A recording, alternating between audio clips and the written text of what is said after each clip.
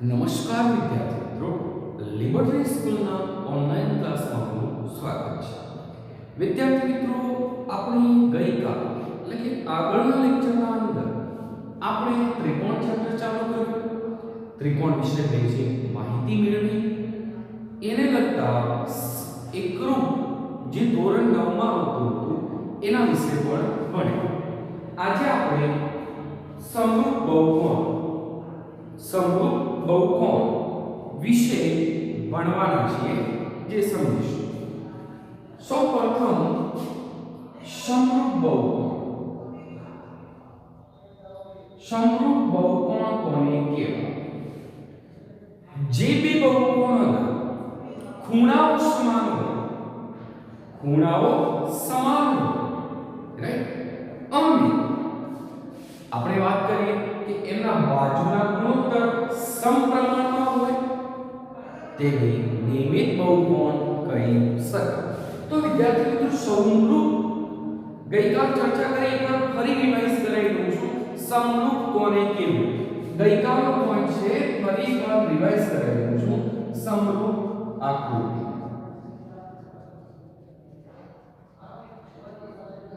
સમરૂપ આકૃતિઓ કોને કે જે બે આકૃતિઓના આકાર સમાન પણ જરૂરી નથી કે કદ સમાન હોય તેવી બે આકૃતિને સમરૂપ આકૃતિઓ કહે છે. એકવાર ફરી આપું છું કે જે બે આકૃતિઓના આકાર સમાન હોય, જરૂરી નથી કે કદ સમાન તેવી બે આકૃતિઓ સમરૂપ આકૃતિઓ કહે છે. રાઈટ, સમરૂપ આકૃતિઓ વિશે તમે વિદ્યાર્થી મિત્રો સમજી ગયા. તમને શું ખ્યાલ આવ્યો? સમરૂપ આકૃતિઓ કોને કીધી એના તમે સારી રીતે જાણકાર થઈ ગયા કે જે બે આકૃતિઓના આકાર સમાન હોય અને જરૂરી નથી કે કદ સમાન હોય તેવી બે આકૃતિને સમરૂપ આકૃતિઓ કહે છે. આ સમરૂપ હોવા માટે આપણે ગયા લેક્ચર એટલે આગળના લેક્ચરમાં ભણ્યા હતા, અને આજે આપણે સમરૂપ બહુકોણ કોને કહેવું એના વિશે આપણે સમજવાના છીએ કે જે બે બહુકોણના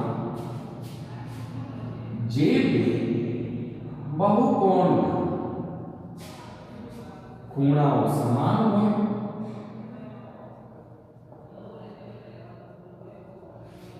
પહેલો પોઈન્ટ એક, ખૂણાઓ કેવા હોવા જોઈએ? સમાન, અને તેમની અનુરૂપ બાજુના ગુણોત્તર સમપ્રમાણમાં હોવા જોઈએ. તેમના અનુરૂપ બાજુઓના ગુણોત્તર સમપ્રમાણમાં હોવા જોઈએ. રાઈટ, તેવી બે બહુકોણને સમરૂપ બહુકોણ કહે છે. તેમાં બે બહુકોણને સમરૂપ બહુકોણ કહે છે. રાઈટ, તો વિદ્યાર્થી મિત્રો, ફરી એકવાર સમજાવું છું. સમરૂપ બહુકોણ હોવા માટે શું હોવું જોઈએ કે સમાન ખૂણાઓ, બાજુ ગુણોત્તર સમપ્રમાણમાં હોવા જોઈએ. એટલે કે જે ગુણોત્તર હોય છે એ ગુણોત્તર તમામે તમામ સમાન હોવા જોઈએ. તો અને તો જ તે બે સમરૂપ બહુકોણ કહી શકાય. માનો કે આપણે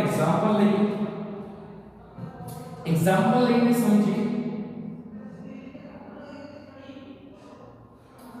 એક અને બીજું એક આકૃતિ આપી છે.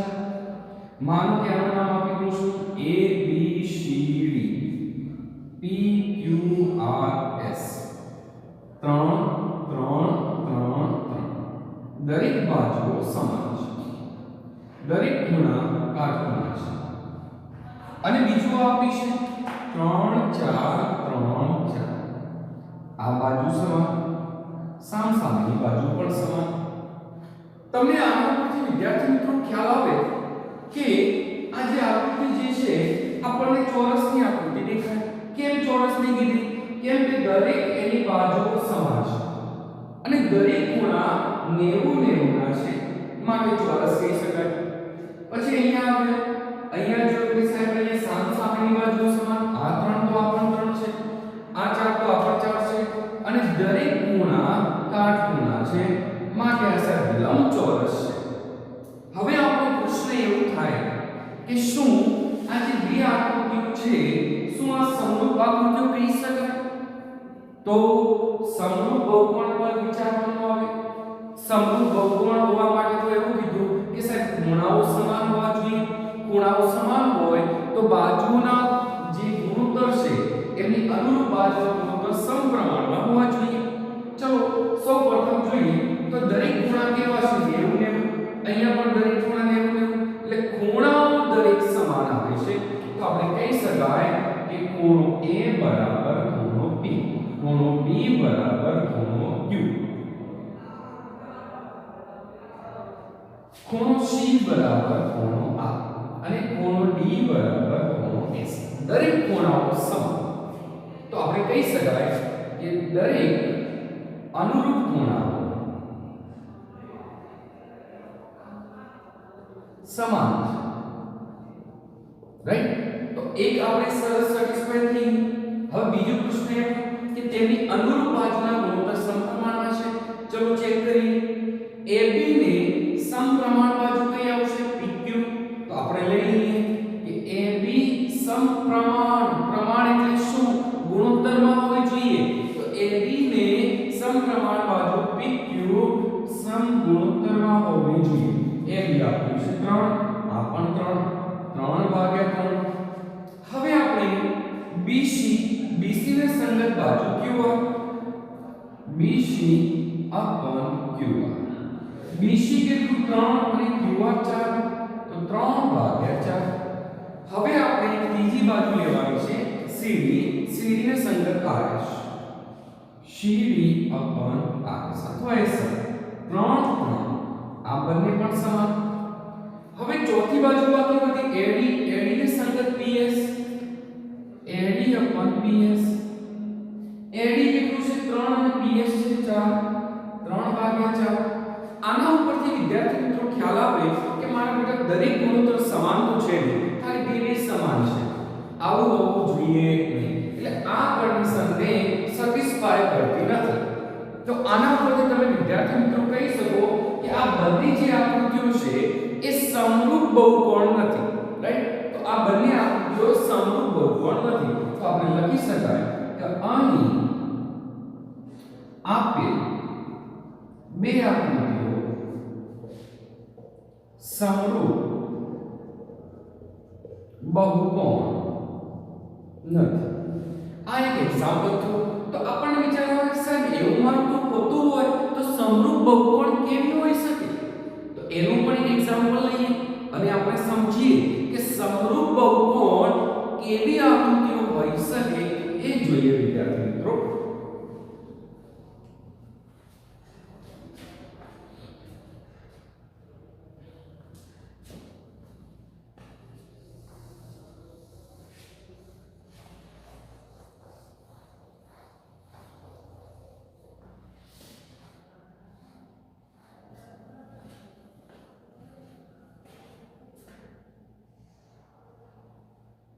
PQRS. આ ત્રણ, આ પણ ત્રણ, આ પણ ત્રણ અને આ પણ. હવે જો વિદ્યાર્થી મિત્રો આ બંને આકૃતિને વિચારો કે સાહેબ આ ત્રણે ત્રણ સમાન છે એટલે ચોરસ છે, આ પણ ત્રણે ત્રણ સમાન છે ચોરસ છે. હવે સાહેબ ઘણા લખ્યા છે બધી બાજુ સમાન હોય જરૂર છે. લો ભાઈ 3 કાઢી દો, 4 મૂકો. શું સમાન આવશે કે કેમ જોઈ લઈએ. આ પણ શું દેખાય આપણને કે સાહેબ ચોરસ દેખાય. દરેક ખૂણા કેવા દેખાય કે સાહેબ કાટખૂણા દેખાય.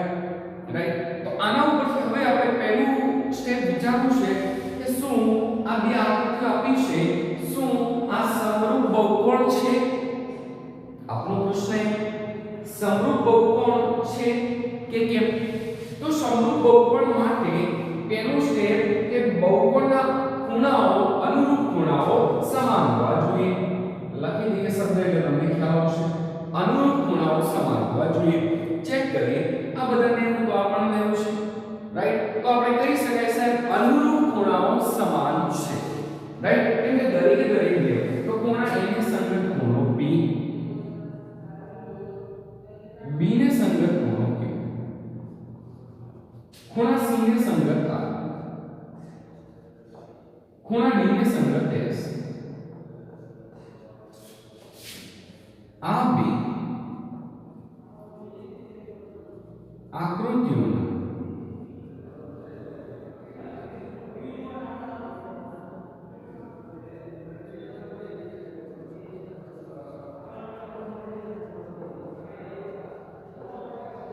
સમાન હોય છે. કેવા હોય છે? સમાન. હવે બીજો સ્ટેપ એ કે તેમની અનુરૂપ બાજુના ગુણોત્તર શું સમપ્રમાણમાં છે? લેવા પડે, ચેક કરવા પડે, આવે છે કે કેમ? ચેક કરે. AB ને સંગત PQ, AB upon PQ, AB 3 PQ 4, 3 ભાગ્યા 4. BC ને સંગત QR, BC 3 QR 4. ચોથું CD ને સંગત SR, CD 3 SR 4. અને ચોથું AD ની સંગત PS, AD 3 અને PS 4, 3 ભાગ્યા 4. શું આ બધા ગુણોત્તર સમાન આવે છે? 3 ભાગ્યા 4, 3 ભાગ્યા 4, 3 ભાગ્યા 4. હા, ગુણોત્તર સમાન આવે છે. તો આપણે લખવું તો લખી શકાય કે AB upon PQ, BC upon QR, CD upon SR અને AD upon PS. હા, તો એનો મતલબ આ શરત સેટિસ્ફાય થાય છે કે તેમની અનુરૂપ બાજુના ગુણોત્તર સમપ્રમાણમાં છે. હા છે. તો આ બંને આકૃતિઓ કેવી કહી શકાય? સમપ્રમાણ એટલે કે સમરૂપ બહુકોણો કહી શકાય. તો આપણે કહી શકાય કે આ બે આકૃતિઓ સમરૂપ બહુકોણ છે, રાઈટ? તો વિદ્યાર્થી મિત્રો આ સરસ મજાનું એક આપણું દાખલો પૂરું થઈ ગયું. તમને પણ ખ્યાલ પણ આવી ગયો કે આપણે અનુરૂપ મતલબ કે સમરૂપ બહુકોણ કોને કહેવા, સમરૂપ બહુકોણ કોને ન કહેવા, એ તો તમને ખ્યાલ આવી ગયો. એના ઉપરથી આપણને વ્યાખ્યા પણ કન્ફર્મ થઈ ગઈ કે સમરૂપ બહુકોણ કોને કહેવાય. એકવાર ફરી રિવાઇઝ કરાવું છું કે જે બી બહુકોણના અનુરૂપ ખૂણાઓ સમાન હોય અને અનુરૂપ બાજુના ગુણોત્તર સમપ્રમાણમાં હોય તેવી બે આકૃતિઓને સમરૂપ બહુકોણ કહી શકાય, રાઈટ? તો વિદ્યાર્થી મિત્રો આ થઈ આપણી વાત સમરૂપ બહુકોણ.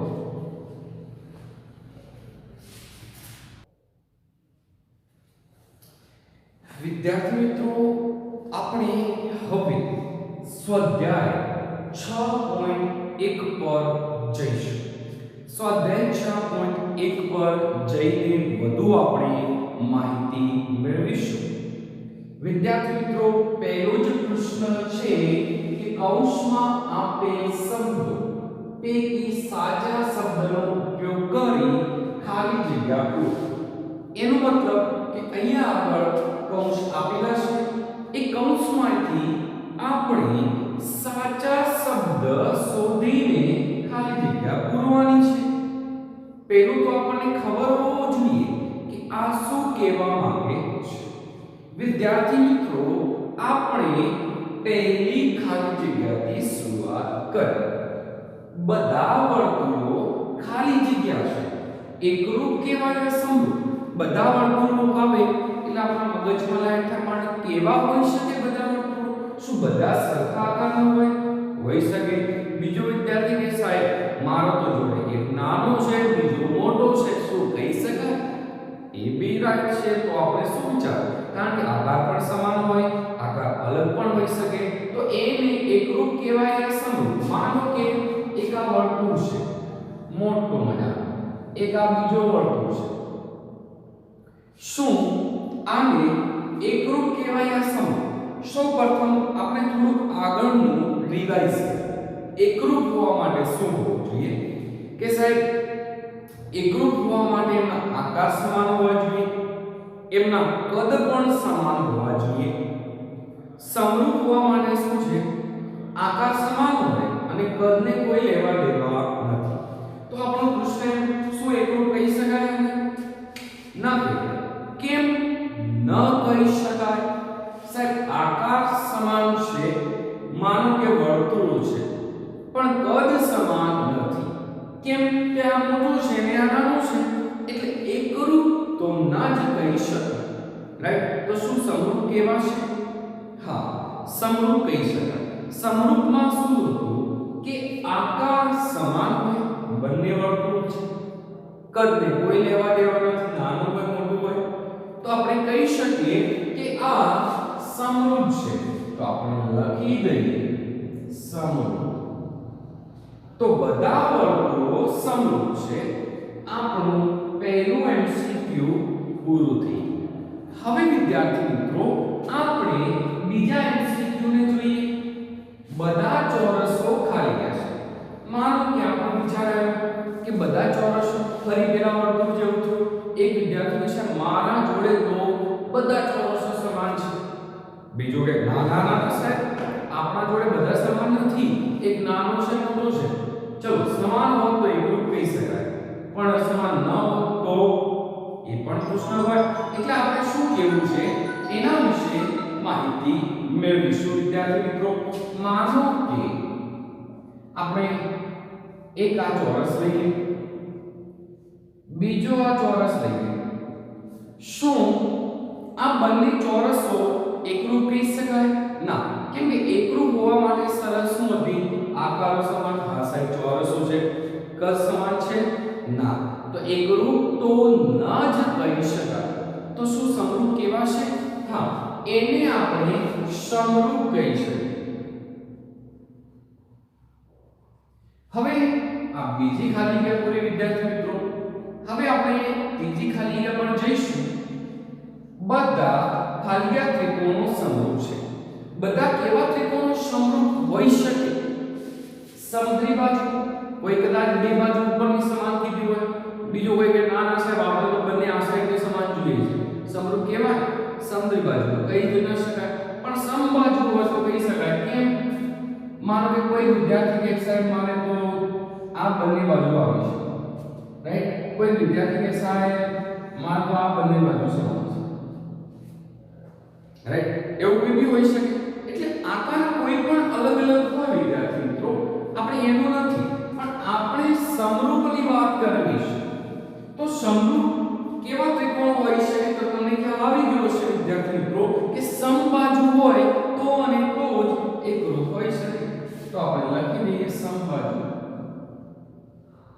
હવે વિદ્યાર્થી મિત્રો આના પછીની ચોથા નંબરની ખાલી જગ્યા જોઈએ. બે બહુકોણના અનુરૂપ ખૂણાઓ ખાલી જગ્યા હોય. અનુરૂપ ખૂણાઓ કેવા હોય? અને સાહેબ પછી તેમની અનુરૂપ બાજુઓ ખાલી જગ્યા હોય તો સમાન સંખ્યાની બાજુઓ બે બહુકોણો સમરૂપ છે.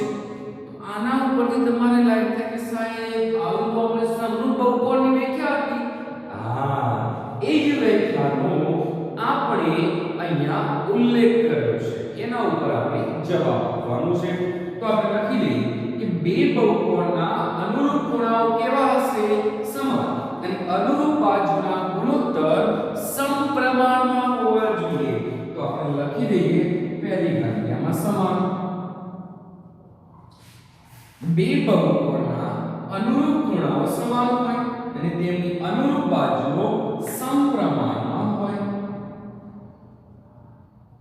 હોય સંખ્યાની બાજુઓ બે બહુકોણ સમરૂપ કહેવાય. સરસ મજાનું વિદ્યાર્થી મિત્રો આપણું આ પ્રશ્ન અહીંયા પૂરું કરીએ.